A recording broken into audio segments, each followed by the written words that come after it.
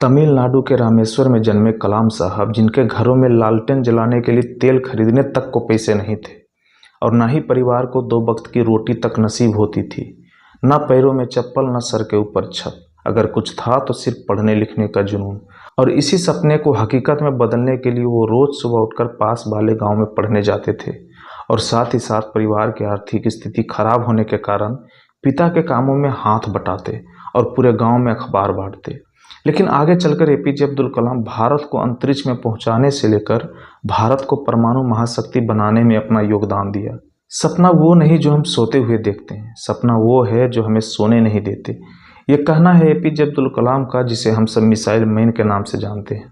अब्दुल कलाम जी एक ऐसे व्यक्ति थे जिनके द्वारा कहा हुआ शब्द आज भी युवाओं के लिए सबसे बड़ी सीख साबित होती है।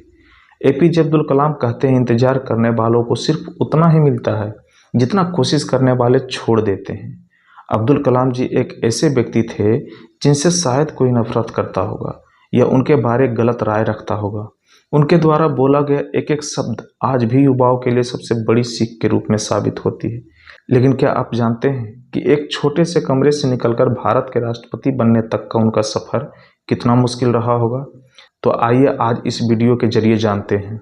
कलाम साहब का जन्म 15 अक्टूबर 1931 को तमिलनाडु के रामेश्वर में एक मुस्लिम परिवार में जन्म हुआ था। उनके पिता जैनुल उद्दीन एक नाविक थे जो रामेश्वर में यात्रियों को छोड़ने और लाने का काम करते थे। शुरू से ही उनके परिवार की आर्थिक स्थिति बहुत खराब थी। जैसे तैसे करके दो वक्त का खाना मिल जाए यही बहुत था। आर्थिक स्थिति अच्छी ना होने के कारण अब्दुल कलाम को बहुत ही छोटी उम्र से काम करना पड़ता था। पिता के कामों में हाथ बटाने से लेकर अखबार बेचने तक का उनका रोज का रूटीन हुआ करता था। इतने परिश्रम के बाद भी वो अपना पढ़ाई नहीं छोड़े, अपना पूरा ध्यान सिर्फ और सिर्फ पढ़ाई पर लगाते थे। उनके अंदर हमेशा कुछ नया सीखने की चाहत रहती थी। एपीजे अब्दुल कलाम की शुरुआती पढ़ाई पास के ही एक साधारण से स्कूल में होती है। उसके बाद 1954 में तिरुचिरापल्ली के सेंट जोसेफ कॉलेज से फिजिक्स में ग्रेजुएशन किया। एपीजे अब्दुल कलाम की आर्थिक स्थिति अच्छी नहीं होने के बावजूद भी पढ़ाई में लगन को देखते हुए उनके घर वालों ने पूरा सपोर्ट किया और आगे की पढ़ाई जारी रख पाया। और अब आगे की पढ़ाई के लिए 1955 में मद्रास आ गए, जहां मद्रास इंस्टीट्यूट ऑफ टेक्नोलॉजी से उन्होंने एरोस्पेस इंजीनियरिंग की पढ़ाई की। इंजीनियरिंग की पढ़ाई पूरी करने के बाद उन्होंने अपने सपनों को पूरा करने के लिए इंडियन एयरफोर्स के एग्जाम दे दिए और इंटरव्यू देने देहरादून चले गए। लेकिन बदकिस्मती ये थी कि वायुसेना में कम सीट होने के कारण कलाम साहब का सिलेक्शन नहीं हो पाया। सिलेक्शन नहीं होने के कारण एपीजे अब्दुल कलाम हताश और निराश हो गए। लेकिन कहता है ना कि दांव पर सब कुछ लगा है, रुक नहीं सकते, टूट सकते हैं मगर झुक नहीं सकते। और फिर उन्होंने डीआरडीओ यानी कि defence research and development organisation join कर ली। लेकिन यहाँ एक ही प्रोजेक्ट पर बार बार काम करना पड़ता था, जिससे कलाम साहब खुश नहीं थे।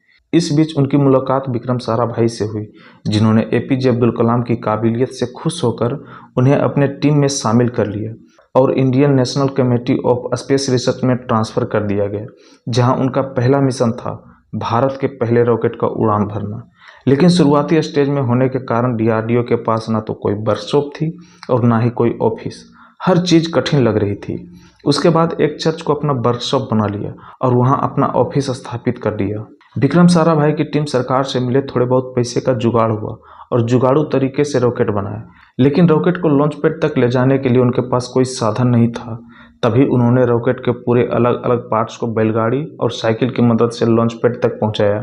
इतनी मुश्किलों के बाद 21 नवंबर 1963 को यह रॉकेट लॉन्च करके भारत ने अंतरिक्ष में अपना पहला कदम रखा। इस मिशन को सफलतापूर्वक अंजाम देने के बाद उन्होंने फिर कभी पीछे मुड़कर नहीं देखा और एक के बाद एक शक्तिशाली मिसाइल बनाई, जिसे अग्नि, पृथ्वी, ब्रह्मोस और भी कई शक्तिशाली मिसाइल भारत को दी और दुनिया को दिखा दिया कि हम भारतीय भी किसी से कम नहीं हैं। इन सब उपलब्धियों को देखते हुए एपीजे अब्दुल कलाम को साल 1981 में पद्म भूषण और 1990 में पद्म विभूषण से सम्मानित किया गया और पोखरण 2 परमाणु परीक्षण के लिए उन्हें भारत रत्न से सम्मानित किया गया।